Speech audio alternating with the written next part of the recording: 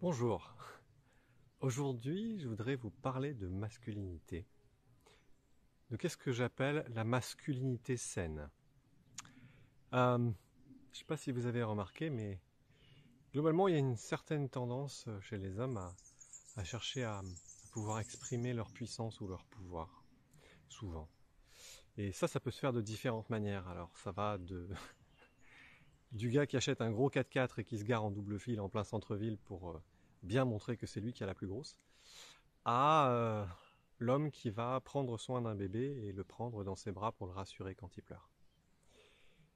Et en fait, j'ai envie de développer justement plutôt la deuxième version, c'est-à-dire développer une forme de puissance, une forme de force dans la masculinité qui repose sur le courage. Alors le courage, vous allez me dire non, le courage c'est pas sauter en parachute ou se prendre pour un guerrier et rouler à 240 sur l'autoroute. Non, le courage c'est malgré le fait qu'on ait peur, accepter d'aller dans des endroits où on est vulnérable. Le courage, pour moi, c'est oser se montrer dans son imperfection. C'est oser montrer les parties les plus faibles de nous-mêmes. Vous savez, comme un chat qui se mettrait sur le côté et qui vous montre son flanc pour que vous lui fassiez des gratouilles. Ça, c'est une grande preuve de confiance, en fait. Et pour se montrer en vulnérabilité, il faut beaucoup de courage. Mais quand on le fait, ça crée une forme de connexion, en fait. Une forme d'interaction très puissante. Et cette interaction, elle donne à l'autre la sensation d'avoir de la valeur.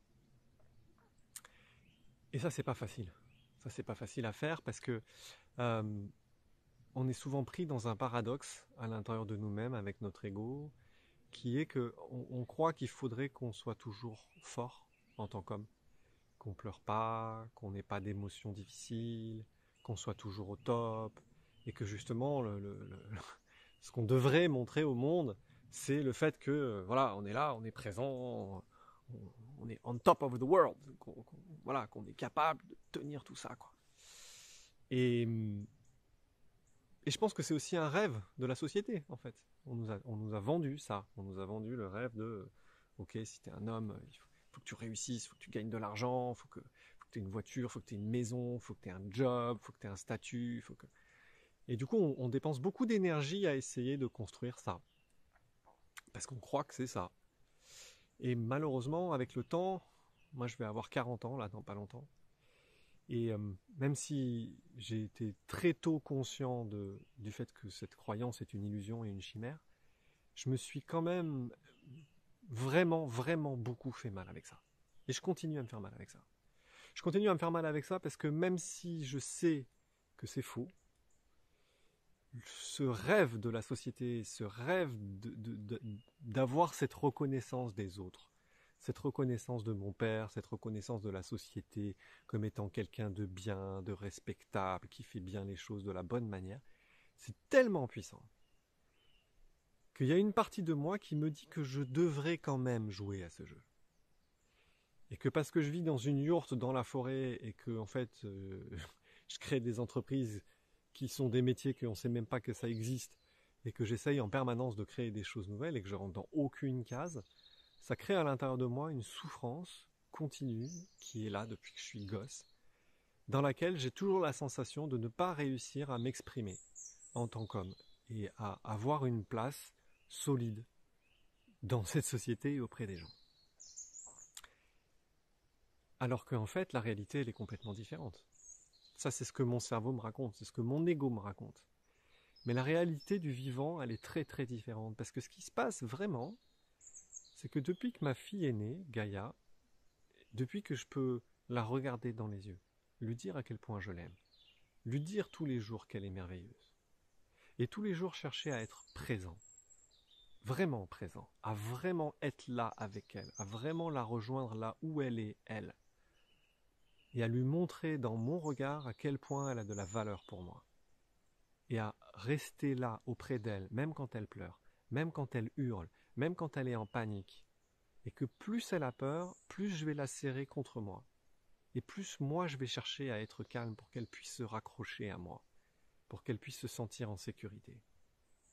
Alors que tout mon système nerveux a envie de fuir, a envie d'aller dehors, a envie d'aller faire autre chose, a envie de... Parce que ça demande beaucoup de vulnérabilité. Et ça, c'est une autre forme de masculinité. C'est celle avec laquelle je peux dire à ma femme pourquoi je l'aime.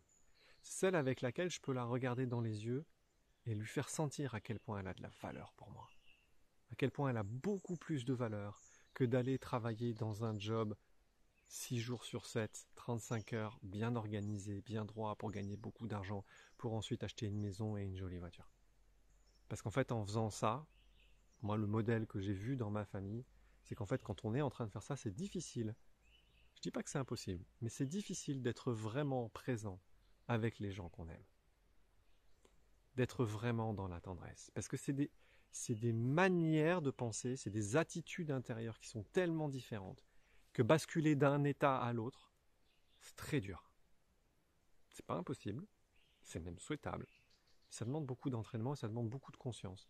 Dans les phases de transition, quand on rentre du travail, il faut réussir à s'arrêter, à se rendre compte que là, on n'est plus dans le travail, que c'est plus la même énergie, que les objectifs sont pas les mêmes et que maintenant, le sujet, c'est d'être avec les gens qu'on aime et de ressentir de l'amour, de faire ressentir de l'amour, et pour ça, être vraiment présent et accepter d'avoir le courage d'être vulnérable.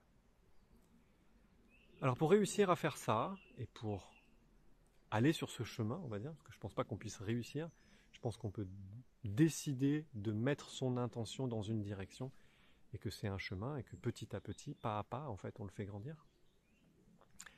Je cherche à voir comment faire grandir à l'intérieur de moi la sensation de ma propre valeur. Pour arrêter, ou du moins diminuer, d'être en permanence en train de courir pour trouver à l'extérieur de moi de la validation, pour trouver à l'extérieur de moi le fait qu'on me reconnaisse et qu'on me dise que je suis quelqu'un de bien. Parce que, en fait, même quand on me le dit, cette souffrance, elle est tellement ancrée qu'en fait, j'y crois pas. Je l'entends, mais ça rentre pas.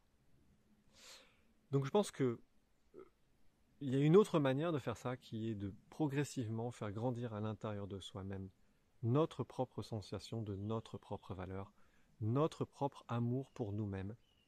Et pour ça, accepter qu'on est commandé en fait. Avec tous nos défauts, avec toutes nos imperfections, avec nos addictions, avec nos peurs, avec nos moments d'absence, avec nos fuites, avec nos colères, avec nos douleurs intérieures, nos pensées négatives qui reviennent, nos manières de nous auto-juger, nous-mêmes et ensuite les uns les autres. Et qu'en fait tout ça, c'est un vrai gros bordel. Et que peut-être que être humain, c'est certainement pas être parfait, mais justement, être humain, ça pourrait être imparfait. Et accepter ça. Moi, j'ai beaucoup de mal avec ça. J'ai beaucoup de mal avec le fait de m'accepter tel que je suis, d'accepter mon imperfection, d'accepter mes comportements que j'ai pas envie d'avoir et qui pourtant sont là. Et plus je résiste, et plus je me fais souffrir, et plus je me fais souffrir, moins je réussis à avoir de la tendresse et de l'amour pour moi-même, et moins je réussis à avoir de la tendresse et de l'amour pour moi-même, moins je peux avoir le courage de m'exposer en vulnérabilité pour faire sentir aux autres que je les aime et pour ressentir de l'amour d'être aimé. Et ça crée un cycle en fait. Ça crée une espèce de boucle infernale dans laquelle, progressivement, on se coupe de plus en plus de soi-même, on se coupe de plus en plus des autres, et on se met à se sentir profondément seul quand bien même on serait entouré d'amis ou de famille. Cette sensation de solitude profonde, de ne pas réussir à être en lien avec l'autre, de ne pas réussir à être vu, de ne pas réussir à être entendu, de ne pas réussir à être considéré, toutes ces sensations qu'on a à répétition en fait, sont souvent des illustrations et des témoignages de comment on se comporte avec soi-même et de comment on se sent. Alors facile à dire, la mise en pratique demande une décision intérieure, quotidienne, répétée, engagée, de maintenir notre attention et notre intention dans une direction plutôt que dans une autre.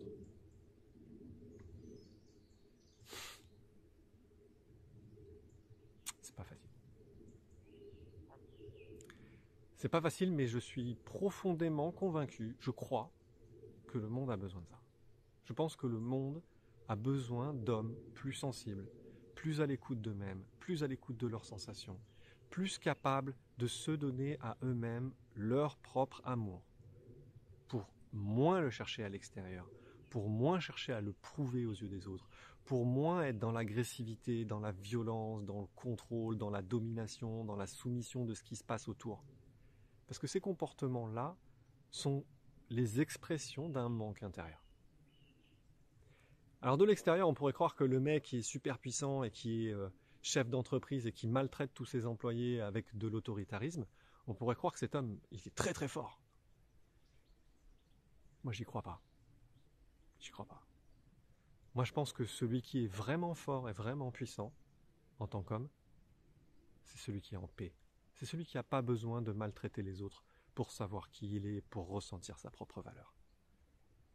Moi, je pense qu'une des origines les plus profondes de la violence, des guerres et de l'agressivité que les hommes ont les uns envers les autres et aussi envers leurs femmes, c'est leur incapacité à accepter intérieurement leur propre faiblesse. Et ça crée de la honte.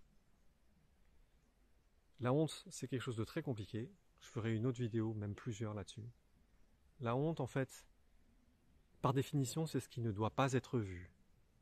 Parce que on le sait pas, mais notre cerveau croit que si ça était vu, alors, potentiellement, on perdrait la possibilité d'être aimé. On ne serait plus digne d'être aimé.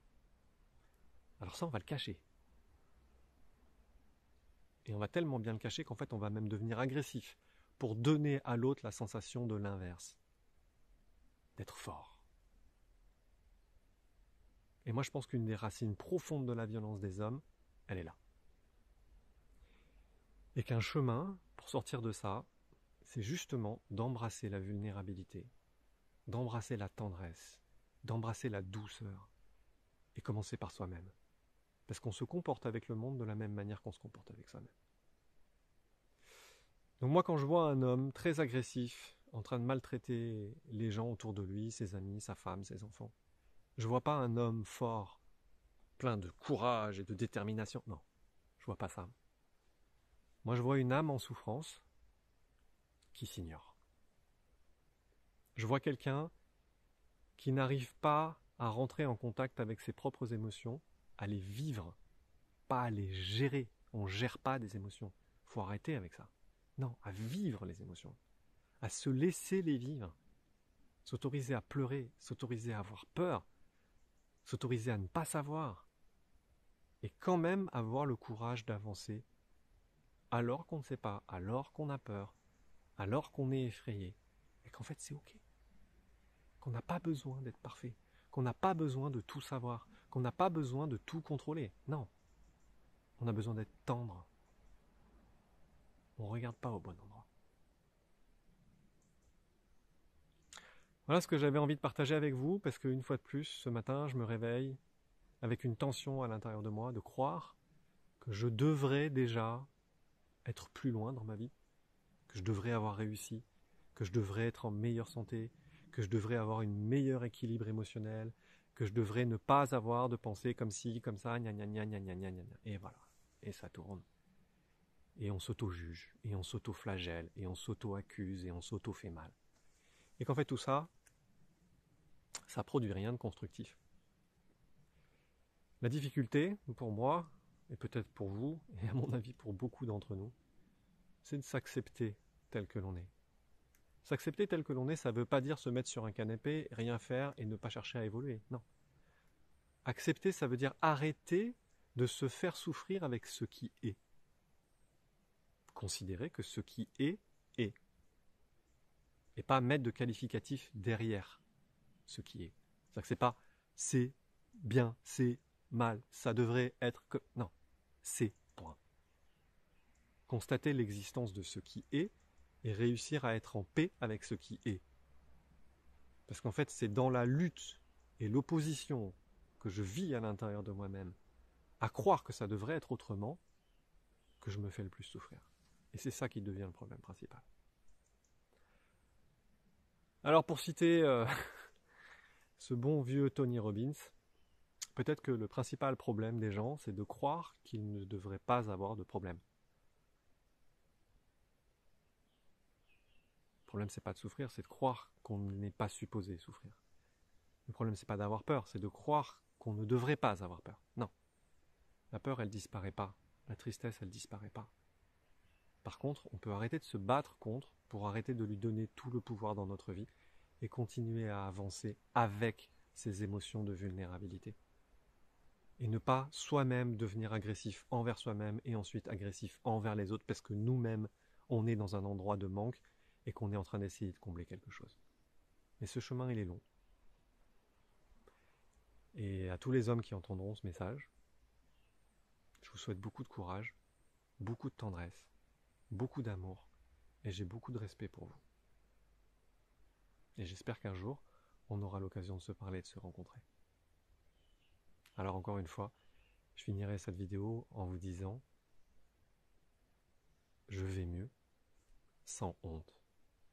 Bonne journée.